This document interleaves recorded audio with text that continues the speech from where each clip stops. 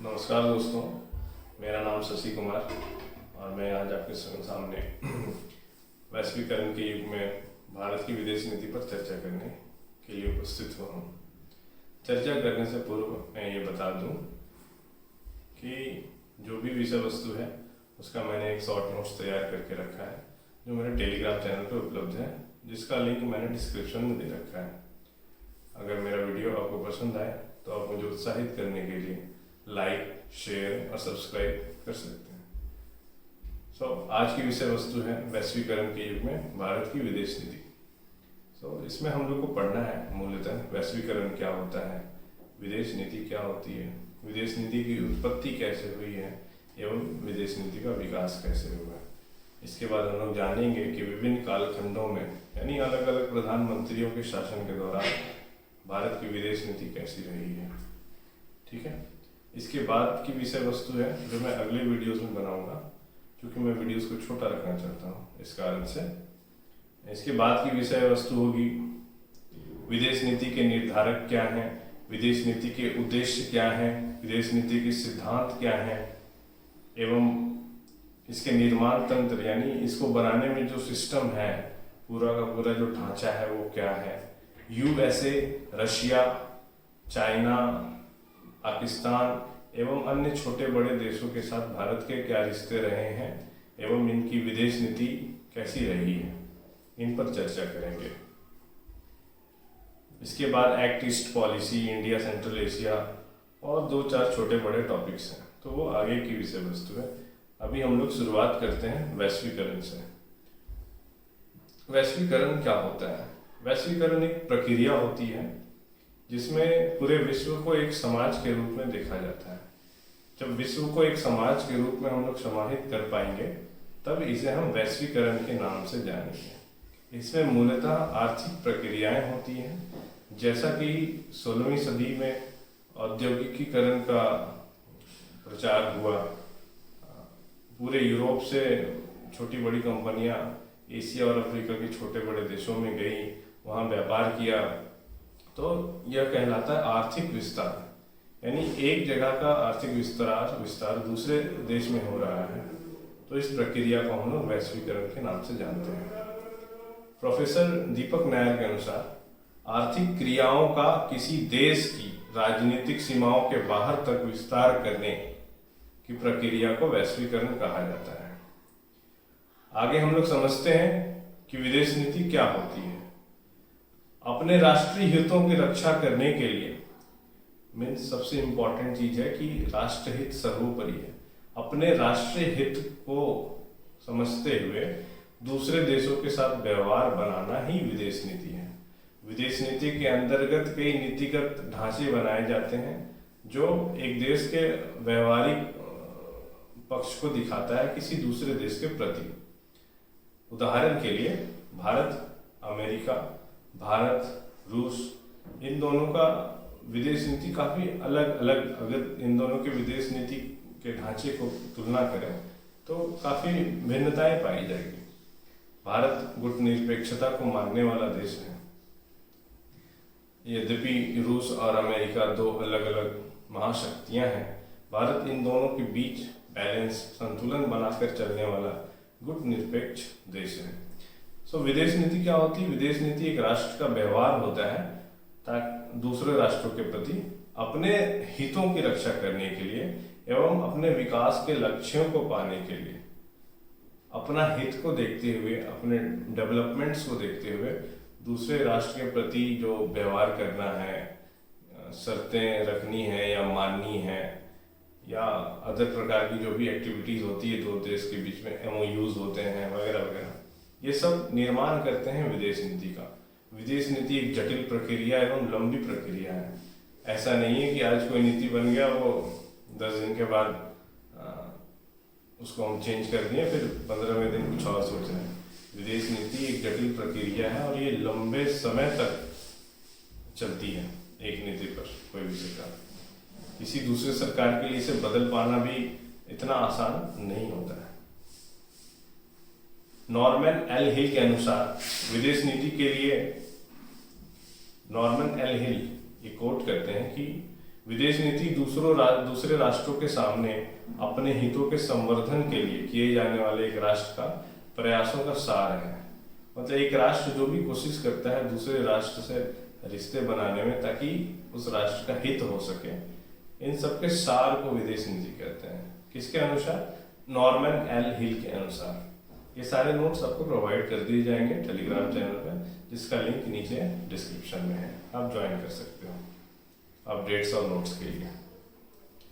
विदेश नीति की उत्पत्ति व विकास सबसे महत्वपूर्ण, जो आपके एग्जाम में डायरेक्ट क्वेश्चन पूछा जा सकता है कि विदेश नीति की उत्पत्ति कैसे हुई, काफी महत्वपूर्ण सवाल है, और इसका विकास कैसे हुआ। विदेश नीति शुरुआती दौरान में भारत पर थोपा गया जब अंग्रेजी हुकूमत भारत को रिप्रेजेंट करने लगी अलग अलग संस्थानों में।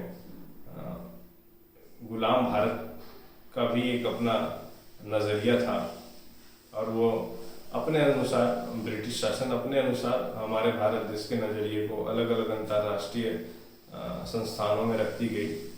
तो मजबूरन हम लोगों को राजनीतिक अंतर्राष्ट्रीय परिप्रेक्ष्य में धकेल दिया गया अंग्रेजी शासन के द्वारा।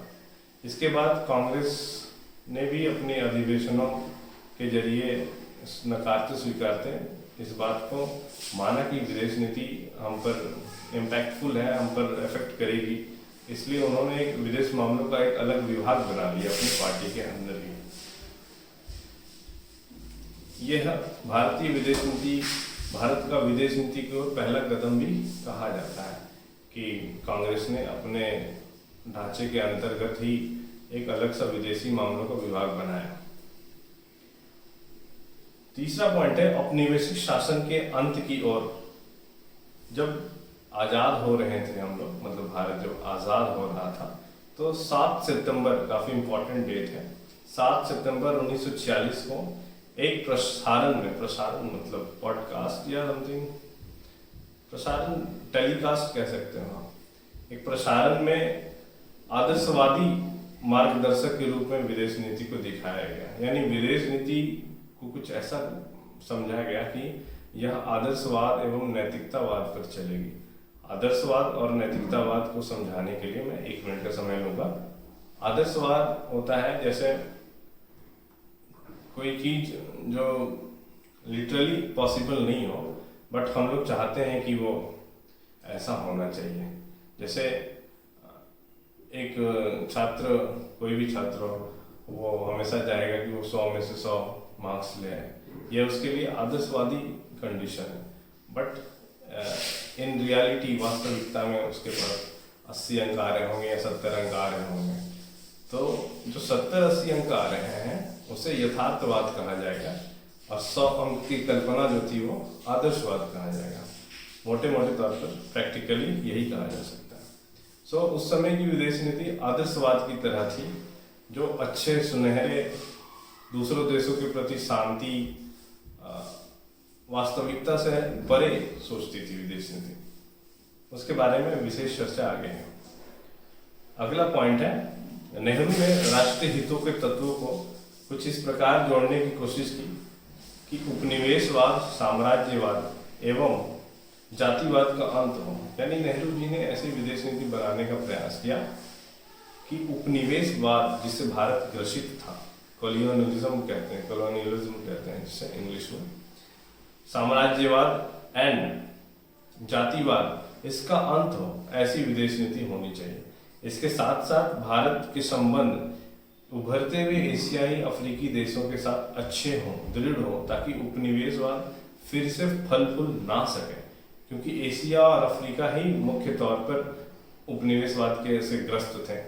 तो नेहरू जी चाहते थे कि उपनिवेशवाद फिर से अपने पांव ना पसारे। इसके लिए आपसी सहयोग, एशियाई अफ्रीकाई देशों में आपसी सहयोग होना बहुत जरूरी है।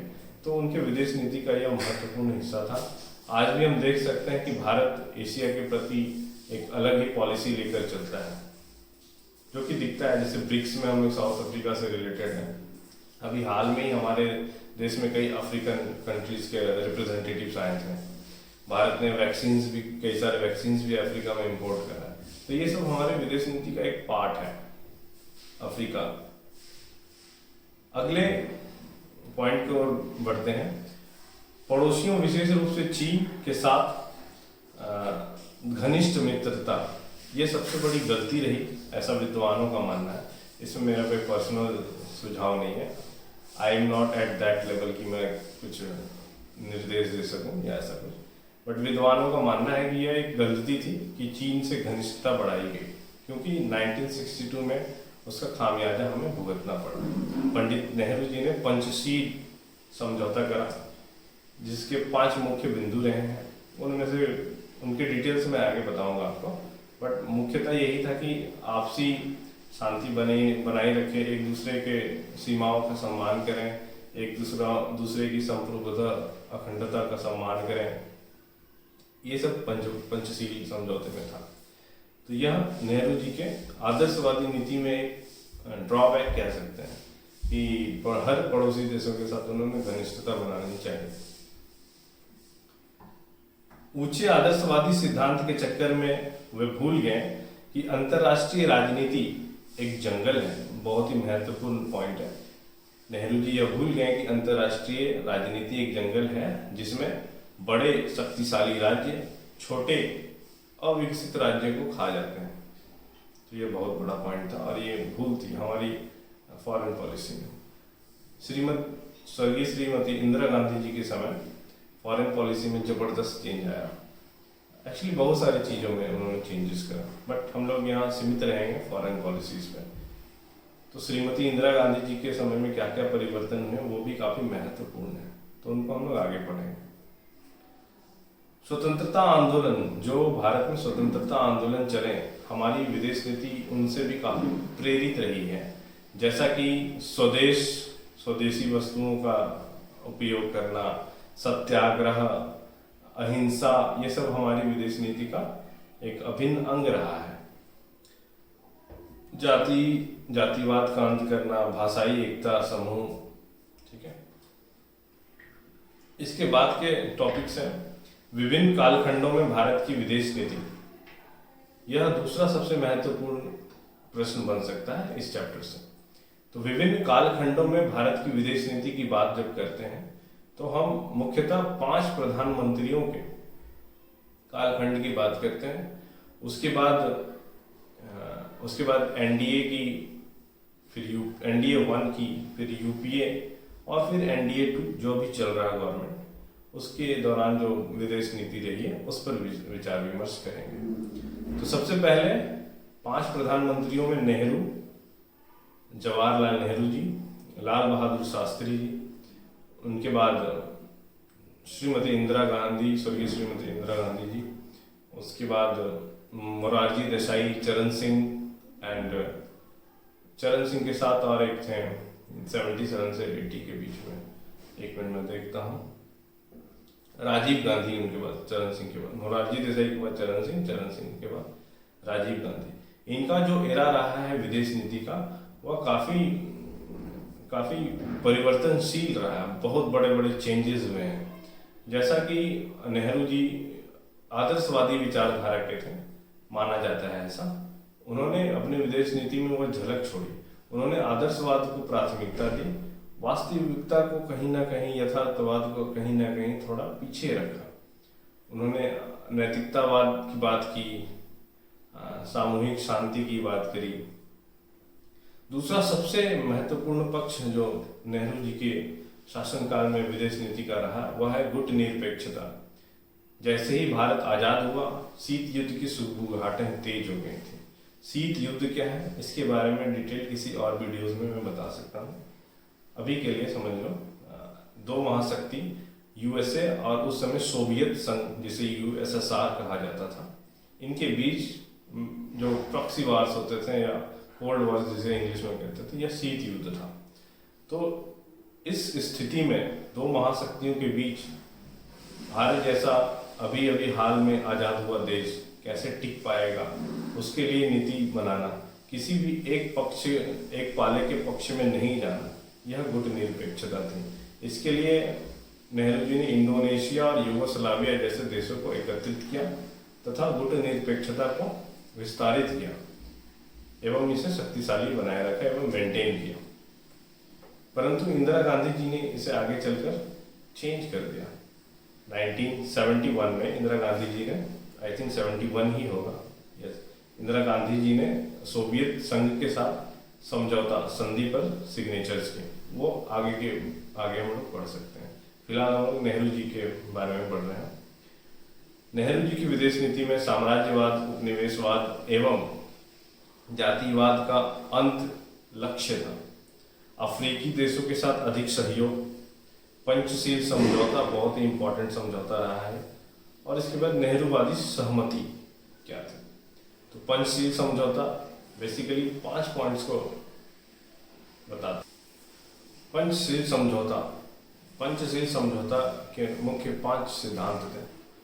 प्रथम सिद्धांत था एक राष्ट्र दूसरे राष्ट्र के प्रति गैर आक्रामकता अपनाएंगे। गैर आक्रामकता का मतलब है कि अग्रेशन शो नहीं करेंगे, एक दूसरे पर ताकत आजमाइश नहीं करेंगे। ये था गैर आक्रामकता। यह पंचशील समझौते का पहला सिद्धांत था। ऐसे 5 सिद्धांत रहे। दूसरा सिद्धांत था कि एक दूसरे की संप्रभुता को सम्मान करेंगे। एक दूसरे की जो एकता है, संप्रभुता है, कंट्री एज ए कंट्री मानेंगे उसको। ये पंचशील समझौते का दूसरा सिद्धांत था।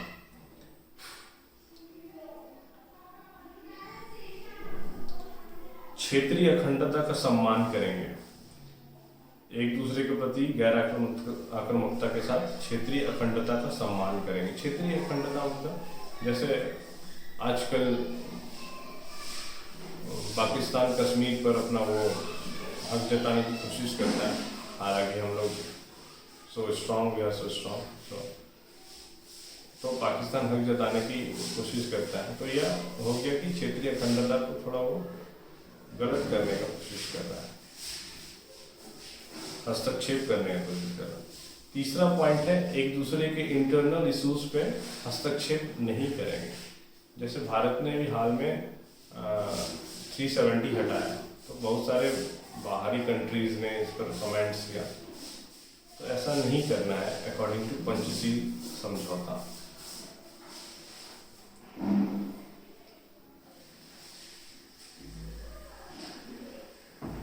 पारस्परिक रूप से मतलब म्यूचुअली एक दूसरे के साथ लाभप्रद एवं शांतिपूर्ण संबंध रहेंगे। यह है अंतिम बिंदु पंचशील समझौते के साथ। मतलब लाभप्रद यानी एक दूसरे को प्रॉफिट पहुंचाने वाले काम होंगे एवं पीसफुली दोनों रहेंगे कंट्री।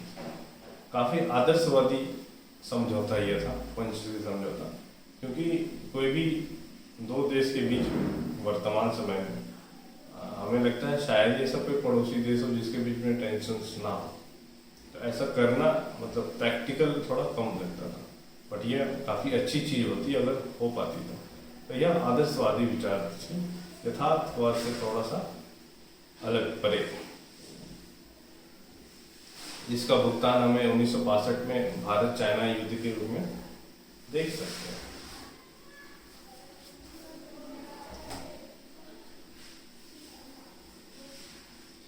आगे बढ़ते हैं।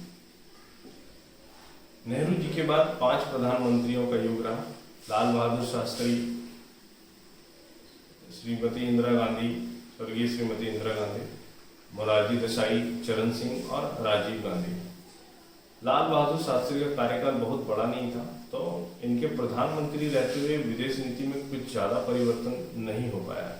हालांकि वह नेहरू जी के शासनकाल में मंत्री थे, तो विशेष रूप से इनका प्रभाव तो रहा ही होगा, but as a prime minister इन्होंने ज्यादा कुछ विदेश नीति में करा नहीं। उसके बाद एक महत्वपूर्ण घटना जो घटी शास्त्री जी के समय, वो भारत पाकिस्तान युद्ध था 1965 वाला, इंडिया पाकिस्तान वॉर, जिसके समझौते के लिए शास्त्री जी ताशकंद गए और वहाँ पे इनकी दुखद मृत्यु भी हुई। तो इनके बाद आती है इंदिरा गांधी। इंदिरा गांधी ने नेहरू जी के आदर्शवादी विचारधारा वाले विदेश नीति को बदलते हुए यथार्थवाद की तरफ पलट दिया एवं इन्होंने सोवियत संघ के साथ संधि की 1971 में, जिस संधि के अनुसार यह 2 देश एक दूसरे के लिए शांति और मित्रता को बनाए रखेंगे। इंदिरा ने आदर्शवाद से परे काम किया एवं यथार्थवाद को सामने ज़्यादा महत्व दिया। इसके बाद हुआ शिमला समझौता।